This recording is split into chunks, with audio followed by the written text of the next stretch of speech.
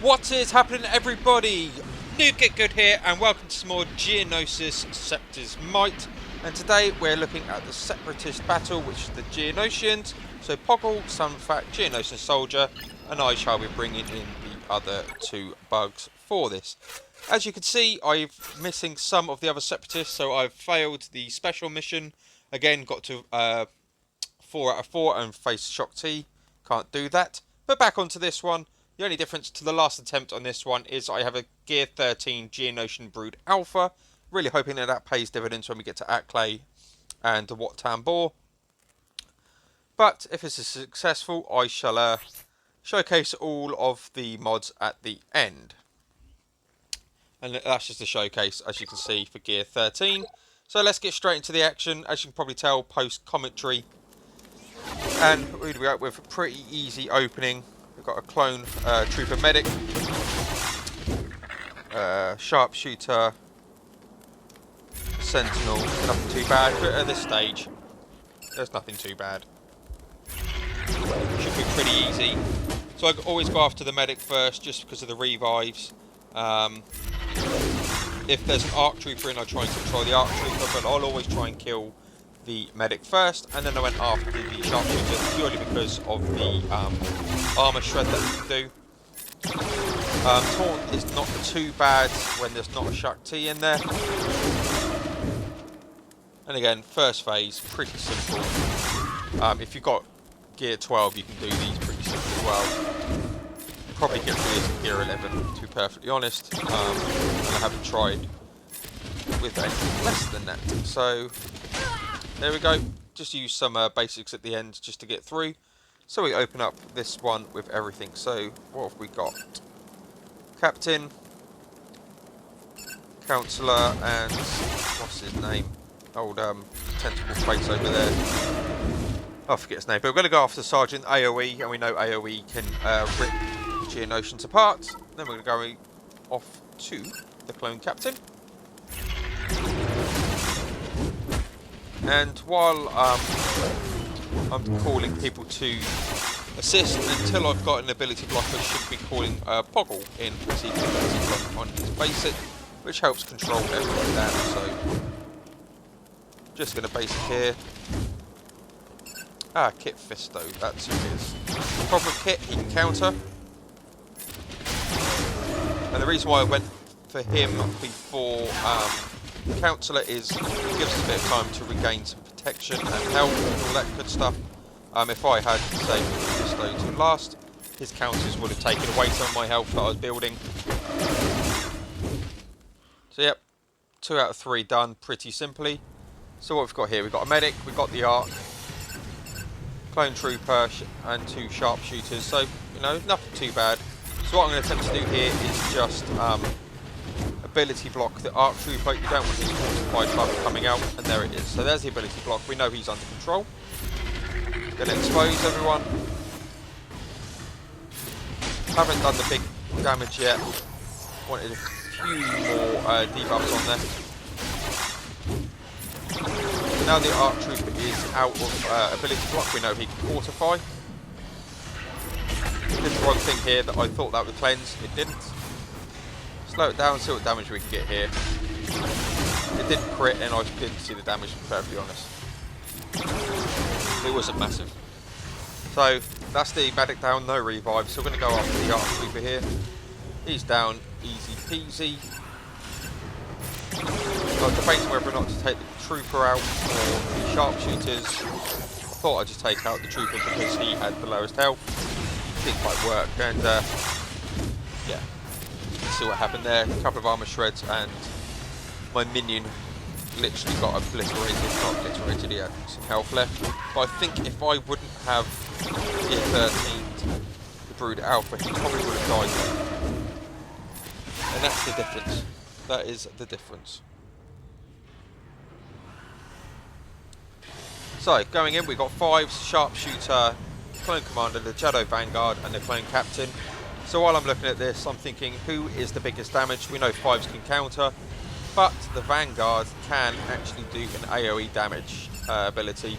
Everyone else is all single target, and single target is really good for the Geonosians. So I've lucked out slightly on the 4 out of 4 here, the 4th phase. If I'd have picked Shock T, I would not have completed this. There's the spoiler for this. I have completed this.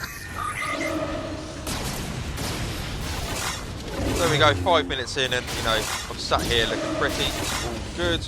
Now we've just got to try and burn these down, get rid of that taunt, straight back onto the clone, Jedi Vanguard. Again, didn't do his big damage. He hasn't got enough buffs up. So this is where I sort of start making a couple of mistakes. So as you saw, I went to do the health protection up for the brood a bit earlier. So that's now on cooldown. I'm going to go after the captain here. And I'm thinking I'm sitting pretty here. That does the second special of the brood, clears all of their buffs. Just pull them in again, trying to get that ability block up. Brood's taking a little bit of punishment. Down go. So we've got the sharpshooter. For me, is next purely because again of that armor shred. It's nothing too bad.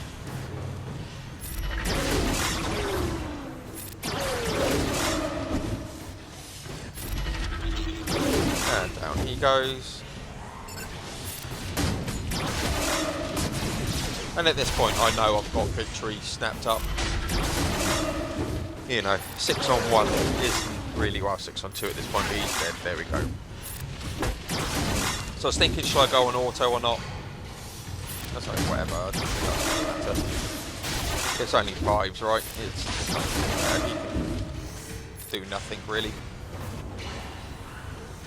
But his counter attack does hurt. 10,000 a pop. He's going to burn through his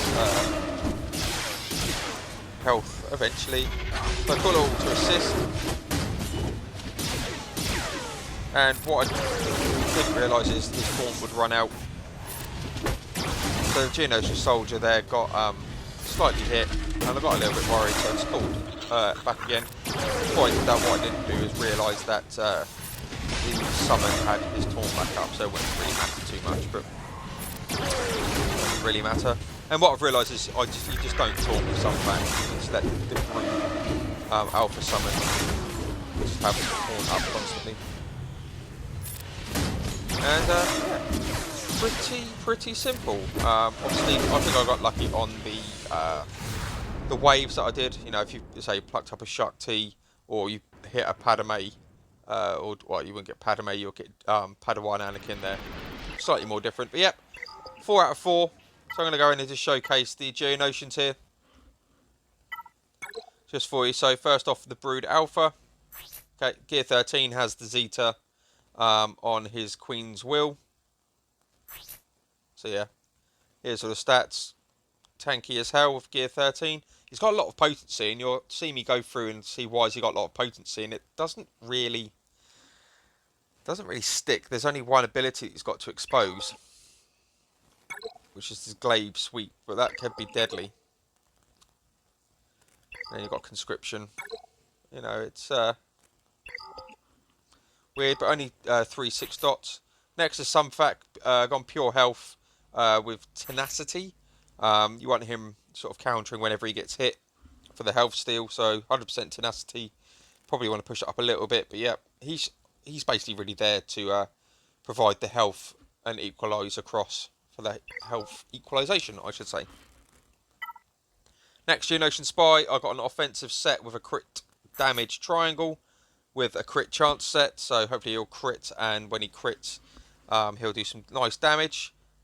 At a 64 or 65% crit, plus 15% from Geonosian Spy, Geonosian Soldier, looking at about 80% crit. Ideally want him up in the 80s.